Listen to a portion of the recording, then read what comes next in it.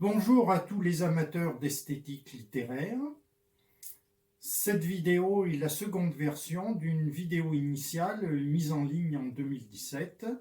Elle intègre les dernières évolutions d'un concept que j'ai élaboré durant plusieurs décennies et j'espère aujourd'hui qu'il est parvenu à sa maturité. C'est le résumé du contenu relatif à plusieurs articles plus détaillés que vous pouvez lire, référence en description ci-dessous. Je m'appuie sur mon expérience d'auteur-déclamateur de poésie, romans, textes courts, etc., pour vous présenter une pratique de l'écriture que j'ai expérimentée, l'écriture euphonique. Elle consiste à tenter de rendre un texte plus congruent sur le plan phonique et syntaxique, et notamment par l'évitement des rencontres sonores désagréables, cacophonie ou dysphonie, réalisées dans un but d'esthétique, mais aussi de facilité élocutoire. Cette écriture représente une adaptation à l'interprétation orale des textes. Elle est plus particulièrement adaptée à la poésie, à la prose poétique, mais elle peut être étendue à toute littérature, en particulier le roman. C'est une démarche personnelle d'auteur-déclamateur. Néanmoins, elle s'inscrit dans la tradition historique liée à la recherche de l'euphonie. Alors, je ne me livrerai pas à un exposé historique du sujet, signalons simplement que l'importance de l'euphonie a été reconnue depuis Aristote jusqu'à Baudrillard, par exemple, en passant par Bossuet, Jean Quilien, ceci pour des motifs de persuasion, de compréhension autant qu'esthétique. Ce qui m'interpelle tout de même au niveau historique, c'est que les préconisations théoriques n'apparaissent pas toujours suivies d'effets sur le plan pratique de l'écriture, de sorte que plus souvent il s'agit à mon sens d'un fait de discours.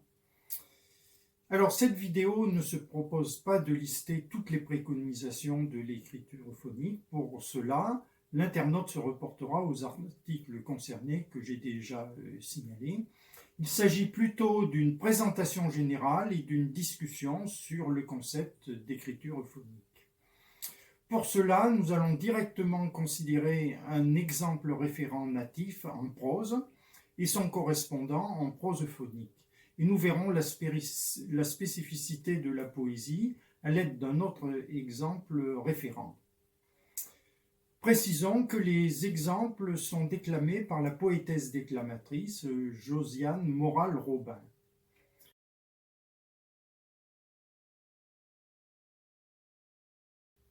Cet exemple natif, c'est une phrase artificielle un peu lourde car je l'ai imaginée de manière à ce qu'elle contienne la plupart des dysphonies. Pour la version dysphonique, j'ai demandé à la déclamatrice de déclamer sans contrainte selon son inspiration. Le destin étonnant des humains éplorés passe tel une rivière sauvage nous entraînant éternellement dans son flot fétide de passion, de soucis vers une contrée étouffante. Il lui dit ainsi sa pensée, reflet du souvenir de sa jeunesse. Pour la version euphonique qui suit, j'ai demandé à la déclamatrice de réaliser toute liaison possible et de marquer un arrêt uniquement au niveau des virgules et des points. Voici donc cette version euphonique dont le sens est à peu près équivalent. Alors je rappelle qu'il ne faut pas juger le contenu sémantique, mais uniquement la congruence sur le plan phonique et syntaxique. Le curieux sort des malheureux humains s'écoule ainsi qu'un fleuve agité, charriant son flot perpétuel d'ennui, de passion vers un inconnu rivage. Par ces mots, il confia sa méditation, reflétant sa jeunesse évanouie. Alors, constatation, il est difficile, me semble-t-il, de ne pas convenir que la version phonique est plus fluide, forcément, puisque au départ, j'avais un texte bourré volontairement de cacophonie et je les ai supprimés dans la version euphonique. Néanmoins, j'ai constaté que certaines personnes ne voient pas de différence notable et même certaines préfèrent la version dysphonique. Disons immédiatement que la recherche de phonie n'est pas appréciée naturellement par tous et nous reviendrons sur cette constatation importante. Passons maintenant à l'analyse des modifications.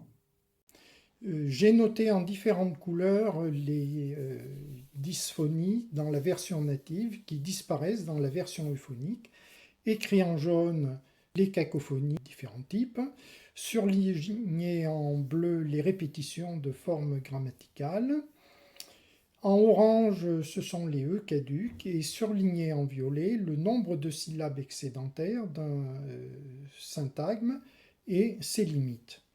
Alors nous allons les considérer une par une. Tout d'abord, le nombre de syllabes du syntagme. C'est le chiffre inscrit en début de la phrase, 32. Il est déterminé par les arrêts temporels, ici depuis le début de la phrase jusqu'à la virgule après le mot patient. C'est une valeur approximative car tout dépend si on apocope ou pas les E caducs. C'est une longueur largement excessive pour une lecture orale, voire une lecture subvocalisante, c'est-à-dire une lecture intérieure.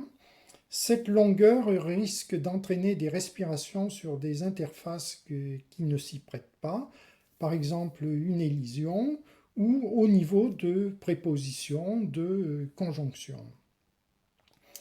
La valeur a été ramenée à 19 syllabes dans la version euphonique. Et d'après mon expérience, c'est une valeur qui constitue un maximum qu'il est préférable de ne pas dépasser. Destin étonnant, c'est une cacophonie hétérovocalique, proximité de deux voyelles différentes, la nasale 1 et la voyelle E. On en trouve environ une dizaine par page. Bien que ce type de cacophonie ait été pourchassé traditionnellement en poésie, pour ma part, je considère qu'elle ne représente pas la cacophonie la plus rédhibitoire. Néanmoins, en écriture euphonique, on l'évitera. Flophétide, incissa, ce sont des cacophonies consonantiques indirectes. Une vingtaine par page de ces cacophonies peuvent se rencontrer.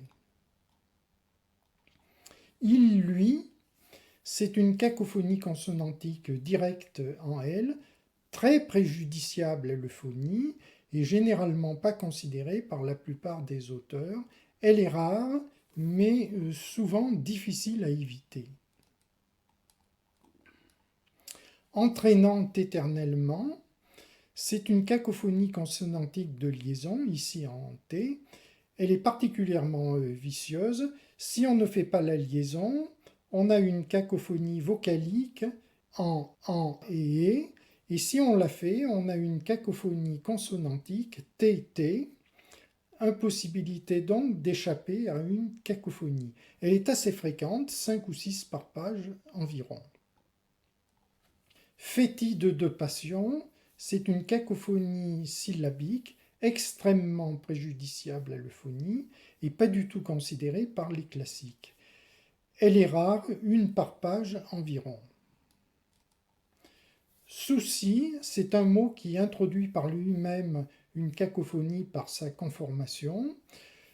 C'est un cas assez rare.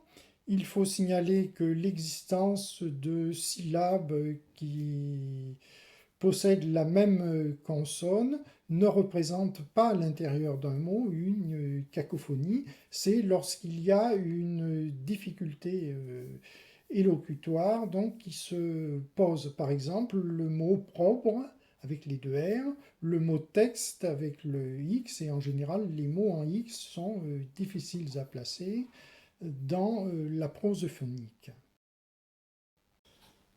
On passe maintenant à une cacophonie liée aux E caducs, qu'on appelait autrefois les E muets, ce qui va nous entraîner un peu plus loin dans l'analyse du langage. Passe telle une rivière sauvage, Ici, nous avons une suite de 4 E post-accentuels terminaux qui potentiellement peuvent être prononcés ou apocopés, c'est-à-dire non prononcés. Alors, cela crée un effet particulièrement intolérable s'ils sont prononcés tous. D'autre part, si on n'en prononce aucun, on a une prose qui devient très rude parce qu'on a des interfaces uniquement consonantiques. Alors il apparaît donc un problème d'ambiguïté du texte en prose, puisque chacun de ces E peut être prononcé ou non prononcé, et c'est l'intuition du récitant seul qui intervient pour apocoper ou non ces E. Alors on ne va pas pousser plus loin les remarques sur les E post-accentuels terminaux, ce qui nous entraînerait trop loin. Rivière sauvage, ici on a l'exemple d'un E qui sera très rarement prononcé. La consonne R est un cas particulier sur le plan phonologique. Alors là aussi, on ne va pas rentrer dans le détail pour expliquer cet effet particulier du R. On remarquera que cela pourrait expliquer la licence selon laquelle le mot encore est parfois écrit sans E final en poésie. Étouffante, c'est un E précédant un arrêt temporel en position télosyntagmatique, c'est-à-dire en fin de syntagme, et en ce cas, la dernière syllabe te est faiblement prononcée. On constate que si la phrase suivante commence par une voyelle, on obtient un effet qui est proche d'une cacophonie vocalique, c'est-à-dire une pseudo-cacophonie vocalique, qui engendre une gêne légère, une impression tout de même de texte qui n'est pas propre. Alors pour éviter cela, il faut qu'aucune phrase ne commence par une voyelle, sauf au début d'un paragraphe. Alors au final, conséquence de toutes ces considérations, pour l'auteur qui est soucieux de phonie, les E post-accentuels terminaux posent un problème qui est quasiment insoluble. Alors la solution radicale pour la prose, mais qui a l'avantage d'être simple dans son application, c'est l'évitement de tous les E post-accentuels terminaux à l'intérieur d'un syntagme déterminé par tout type de points. C'est-à-dire que l'auteur doit éviter de présenter ces situations-là. Alors on vérifiera qu'il n'y a aucune de ces situations justement dans la version euphonique.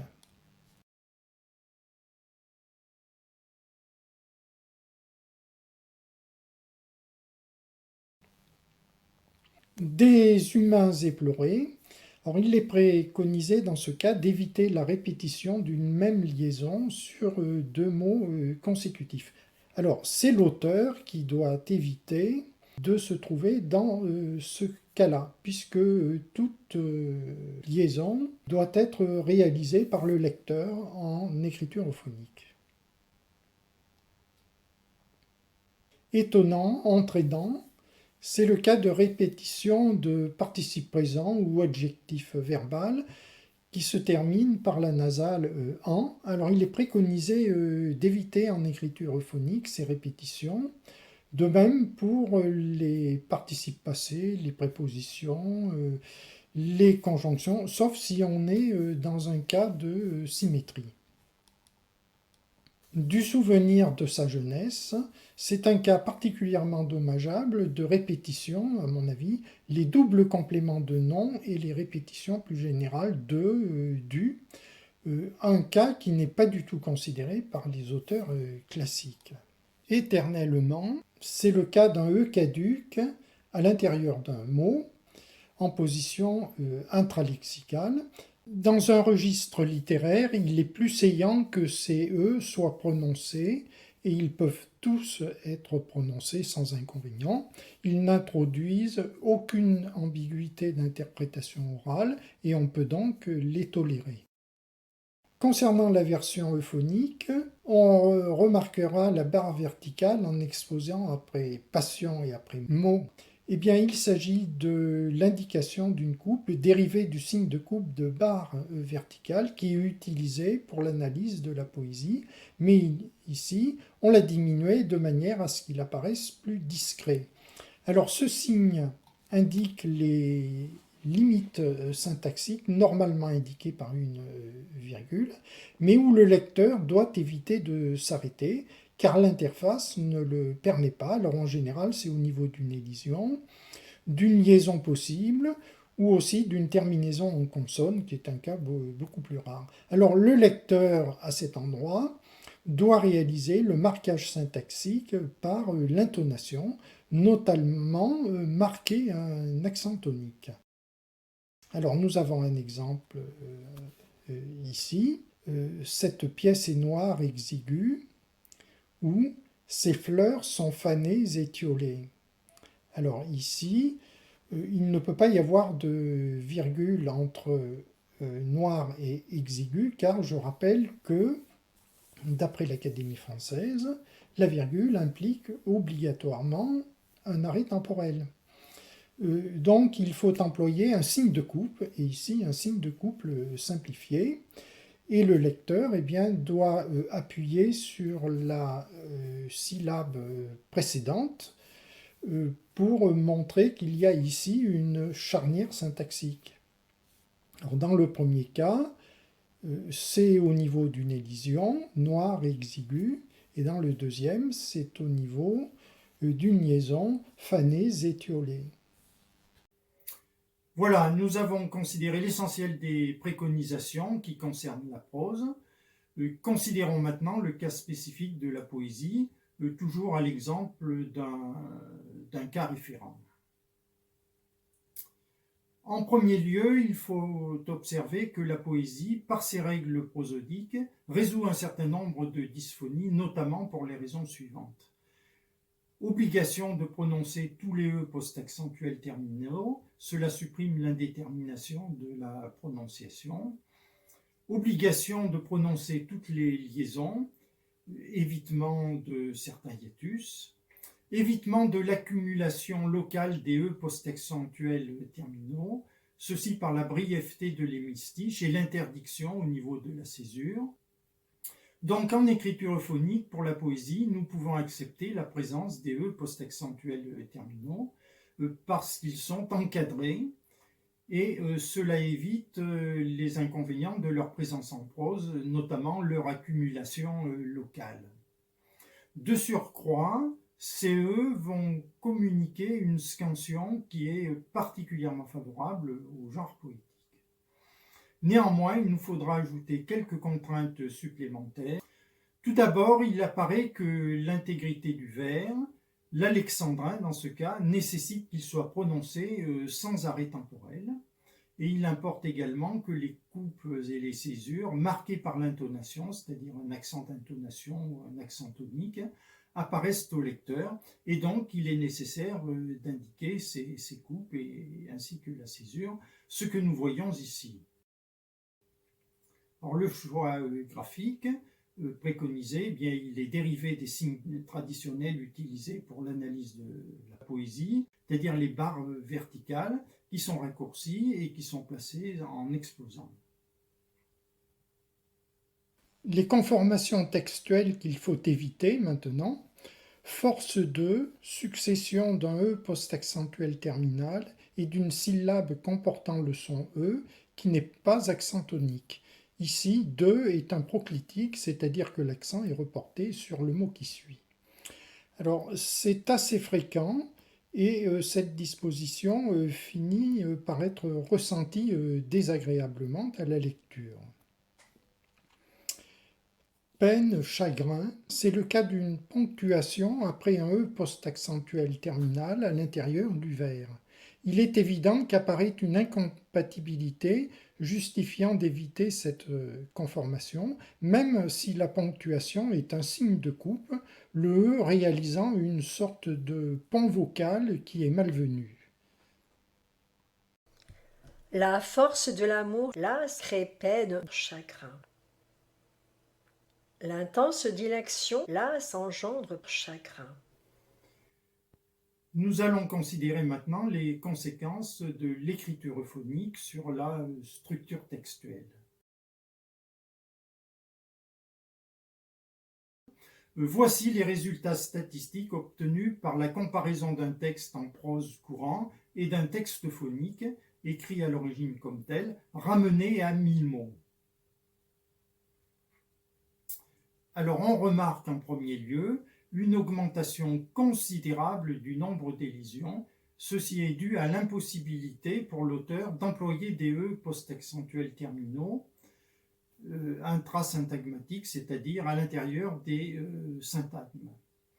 Ces élisions, comme les liaisons d'ailleurs, créent un effet d'enchaînement particulièrement bénéfique à l'euphonie, et cela correspond à ce que Baudrillard nous évoque, c'est-à-dire la nécessité des mots coulants et liés.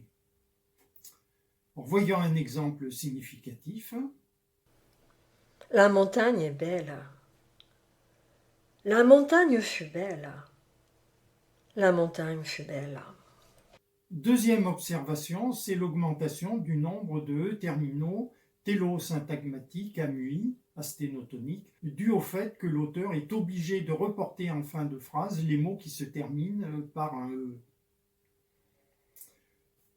Également, le nombre de points plus élevé dans la version euphonique traduit le fait que l'écriture euphonique favorise les phrases courtes. C'est un effet secondaire qu'on peut qualifier d'oulipien, c'est-à-dire que toute contrainte, même gratuite, ce qui est le cas pour l'oulipo, oblige l'auteur à élaborer des solutions inusitées qui peuvent communiquer à un texte un style spécifique et créer de véritables effets littéraires. Alors on en a un exemple, c'est la disparition de Pernec. Alors notamment pour l'écriture euphonique, l'auteur, pour éviter les E, sera amené à écourter les phrases et à rechercher souvent un vocabulaire plus original. Nous allons passer maintenant à une discussion sur le sujet.